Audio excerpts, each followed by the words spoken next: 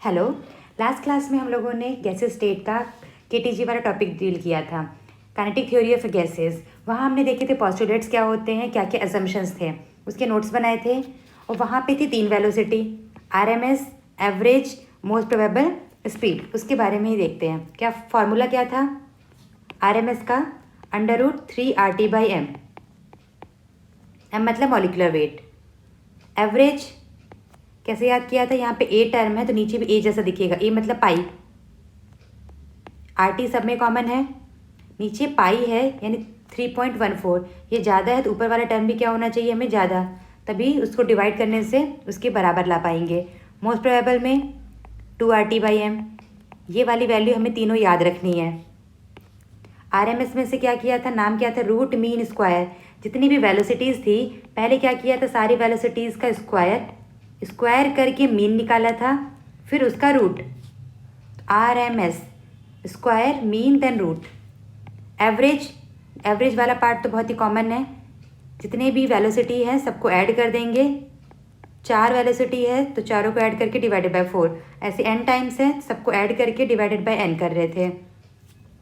Most probable का मतलब कि जो मॉलिक्यूल्स है गैस के, बहुत सारे मॉलिक्यूल्स हैं, तो उनमें से ऐसी कौन सी वेलोसिटी है जो सबसे ज़्यादा मॉलिक्यूल्स ने एक्वायर कर रखी है। उसको एक एग्जाम्पल के थ्रू समझते हैं। जैसे एग्जाम्पल लेते हैं कि आपकी क्लास में टेस्ट हुआ। आपकी क्लास में जितने भी स्टूडेंट्स हैं सब पढ़ने में अच्छे हैं, इतने भी वीक नहीं हैं और ना ही बहुत ही इंटेलिजेंट है। उस केस में क्या मान लेते हैं कि 50 मार्क्स का टेस्ट हुआ, तो उसमें क्या होंगे? मोस्टली बच्चों के मार्क्स 30 to 40 के रेंज में होंगे। कुछ बच्चों के मार्क्स 0 भी होंगे, वो बहुत ही कम होंगे। 0 लाना भी बहुत कलाकारी है कि बिना पढ़े गए 3 घंटे या 2 घंटे जितने का भी एग्ज़ाम होगा, जितने देर का, कुछ नहीं लिखेंगे तब 0 मिलेंगे। फिर किसी का मार्क्स होगा 1, किसी का 5, किसी का 10। पेपर ज़्यादा टफ नहीं था तो 30 to 40 ज़्यादा स्टूडेंट्स के आएंगे। फिर कुछ स्टूडेंट्स होंगे बहुत पढ़ाकू होंगे, उनके मार्क्स क्या होंगे? 45, किसी के 50 भी होंगे। तो उसी टाइप से मॉलिक्यूल हैं, बहुत सारे मॉलिक्यूल्स हैं, किसी की वेलोसिटी 0 है, वेलोसिटी कुछ हैं, और बहुत हाई वेलोसिटी भी कुछ मॉलिक्यूल्स रख रहे हैं, और ऐसी वेलोसिटी जिसमें ज़्यादा नंबर ऑफ मॉलिक्यूल्स उसी वेलोसिटी में है। जैसे ज़्यादा नंबर ऑफ स्टूडेंट्स के मार्क्स ये वाली रेंज में है, तो ज़्यादा नंबर ऑफ मॉलिक्यूल्स का रेंज, वेलोसिटी का रेंज जिस रेंज में होगा उसी को बोलेंगे मोस्ट प्रोबेबल स्पीड। ग्राफ के थ्रू देखते हैं। एक्स एक्सिस में है वेलोसिटी, ऊपर है वाई एक्सिस में फ्रैक्शन ऑफ मॉलिक्यूल्स, कितने फ्रैक्शन ऑफ मॉलिक्यूल्स का कौन सी वेलोसिटी है। 0 वेलोसिटी बहुत ही कम होंगे इसलिए 0 तक है। वेलोसिटी बढ़ाते जा रहे हैं तो नंबर ऑफ मॉलिक्यूल्स जिनकी वेलोसिटी ये होगी बढ़ते जा रहे हैं। ये वेलोसिटी, कितने नंबर ऑफ पार्टिकल्स, इतने वेलोसिटी पे इतने फ्रैक्शन। इस वेलोसिटी पे देखो सबसे ज़्यादा इसी पे ही है, तो इसके करस्पॉन्डिंग जो वेलोसिटी है उसको बोलेंगे मोस्ट प्रोबेबल वेलोसिटी। ये वेलोसिटी की प्रोबेबिलिटी बहुत ज़्यादा है कि ज़्यादातर मॉलिक्यूल इसी में ही रहें। फिर आगे वेलोसिटी बढ़ाते गए तो फिर नंबर ऑफ पार्टिकल्स कम हो गए। पहले नंबर ऑफ पार्टिकल्स इंक्रीज़ हो रहे थे, फिर एक वेलोसिटी आई इस पर बहुत सारे पार्टिकल्स इसी वेलोसिटी पे है, और आगे वेलोसिटी पे कंपेयर कर रहे हैं तो कम है। बहुत हाई वेलोसिटी पे चले गए तो ना के बराबर। अब कंपेयर करते हैं इन तीनों वेलोसिटी में से। अंडर रूट तो सब में है, RT/m भी तीनों में है। यहाँ पे है 3, 8/π, यहाँ पे 2, तो इनमें से सबसे छोटा कौन सा होगा? 2। तो पीक वाला पॉइंट है, ये है वेलोसिटी MPS, फिर आएगा एवरेज, RMS। इसी में क्वेश्चन ऐसे बना दें, 3 लाइन ड्रॉ कर दें, वेलोसिटी 1, वेलोसिटी 2, वेलोसिटी 3। इनमें से कौन सी RMS है? RMS में ऊपर 3 है तो उसका मतलब सबसे ज़्यादा वाली V3 रिप्रेजेंट कर रहे हैं RMS को।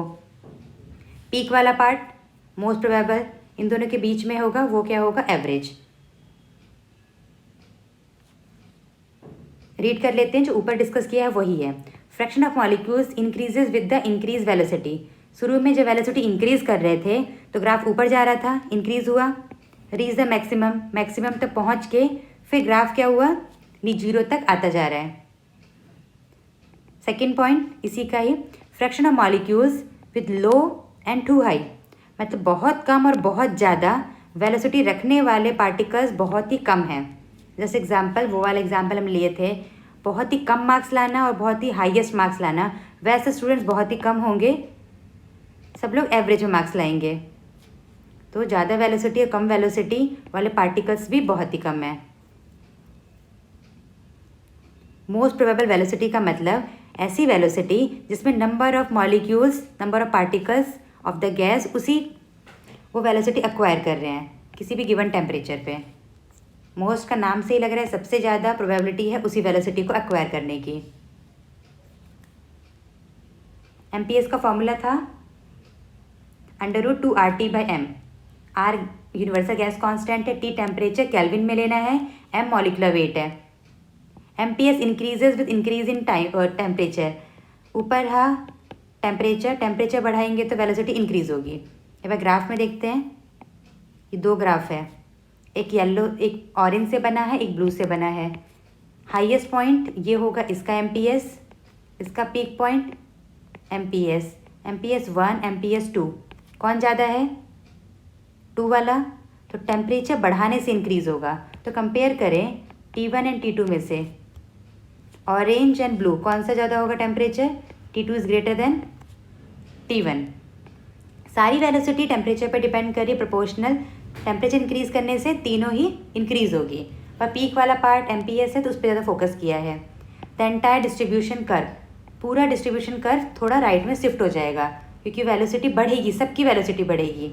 टेम्परेचर बढ़ाने से गैसेस मॉलिक्यूल्स के अंदर वाइब्रेशन बढ़ेगा, काइनेटिक एनर्जी बढ़ेगी, तो वेलोसिटी भी बढ़ेगी। इसीलिए टेम्परेचर बढ़ा रहे हैं तो तीनों वेलोसिटी बढ़ने के लिए जो कर्व है वो शिफ्ट हो जाएगा राइट साइड में। टेम्परेचर इंक्रीज, वेलोसिटी इंक्रीज, सारी वेलोसिटी। ये पोस्टुलेट्स हैं। ऊपर जो ग्राफ बनाया था ये सब अजम्पशंस हैं, थोड़ा आइडिया लगा है, 100% नहीं है, इसलिए हम प्रोबेबिलिटी के लिए पढ़ते हैं ऐसा, फिर लास्ट में उसी पे क्वेश्चंस आएंगे, ज़्यादा हमें डिटेल में अभी जाने की ज़रूरत नहीं है। क्या पोस्टुलेट है? ये जो ग्राफ है किसके बेस पे है? Theory of probability. मान लिया है कि ऐसे ऐसे मॉलिक्यूल्स हैं और सही लग रहा है सब कुछ। ये सब क्या दे रहा है? आइडिया दे रहा है कि गैस के मॉलिक्यूल बहुत सारे हैं, उनका कलेक्शन वेलोसिटी क्या होगा। Speed of the gases molecule may very from 0 to infinity. किसी की वेलोसिटी 0 भी हो सकती है, जो बिल्कुल मूव ना कर रहा, कोने में कंटेनर में बैठा हो। किसी की बहुत ही इन्फिनिटी बहुत फास्ट होगी, जो मेज़र ना कर पाए। ये मैक्सवेल ने कर्व दिया है। कर्व में याद रखना है वाई एक्सिस में क्या है? फ्रैक्शन ऑफ मॉलिक्यूल्स, और एक्स में स्पीड। और टॉप वाला पॉइंट पीक का कौन सी स्पीड को रिप्रेजेंट कर रहा है? एमपीएस। टेम्परेचर बढ़ाने से कर्व फ्लैटर हो जाएगा और लेफ्ट साइड नहीं राइट साइड शिफ्ट हो जाएगा।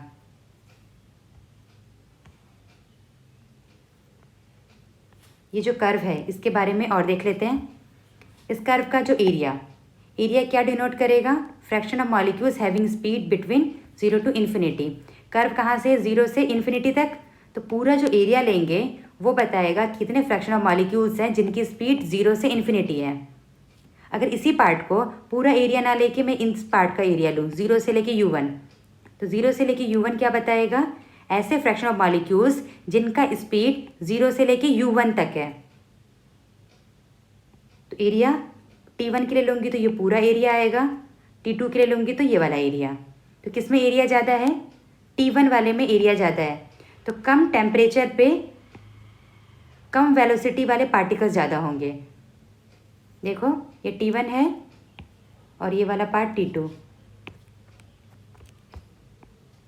ये लाइन T2, ऊपर वाला T1। जैसे टेम्परेचर इंक्रीज़ किया और जो बाद में ये वेलोसिटी देखते हैं, बाद वाली वेलोसिटी, उसमें क्या हुआ है? टेम्परेचर ज़्यादा है तो ज़्यादा स्पीड वाले फ्रैक्शन पार्टिकल्स ज़्यादा होंगे। एक बार इस वाले पार्ट को रीड कर लेंगे पॉज करके। पीक तो याद रखना एमपीएस है। At high temperature fraction of molecules having speed less than a particular value decreases. Part clear? अभी हमने जो पार्ट देखा था वो तीन वेलोसिटी का था और टेम्परेचर पे वेरी कर रहे थे। अब देखते हैं सेम टेम्परेचर पे गैस अलग कर देते हैं। गैस है M1, M2, M3। मास इंक्रीज होगा या मॉलिकुलर वेट, तो फॉर्मूला में क्या था? 3RT/m। m नीचे है, मास इंक्रीज होगा तो वेलोसिटी क्या होगी? कम। ये सब प्रोबेबिलिटी है। ऐसा भी हो सकता है कि कुछ ऐसी गैस हो जिनका मास ज़्यादा है फिर भी वेलोसिटी ज़्यादा है, तो वो वाले पार्ट हम लोग नहीं ले रहे हैं, हम लोग नॉर्मल ट्रेंड वाले ले रहे हैं इस फार्मूले के अकॉर्डिंग। ये m1 m2 m3, m1 की वेलोसिटी कितनी है 2000 से कम, और यहाँ गए तो वेलोसिटी बढ़ी, इसमें और बढ़ी, तो वेलोसिटी बढ़ रही है, तो इसका मतलब m3 का मास कम होगा, जिसका मास कम उसकी वेलोसिटी ज़्यादा। तो यही वाला पार्ट है ये मैक्सवेल डिस्ट्रीब्यूशन में, इसको अच्छे से क्लियर करना है। नेक्स्ट क्लास में इसके क्वेश्चंस देख सकते हैं, कैसे क्वेश्चंस बनेंगे। मोस्टली क्वेश्चंस के थ्योरी पे बेस्ड बनते हैं। ग्राफ में बताया पूछेंगे कि कौन सी वेलोसिटी किसको डिनोट कर रही है, टेम्परेचर का, ये वाला मॉलिक्यूलर वेट में रिलेशन, और इनमें से स्टेटमेंट वाइज भी कुछ क्वेश्चन आ सकते हैं। एक बार उनको देखेंगे। Thank you.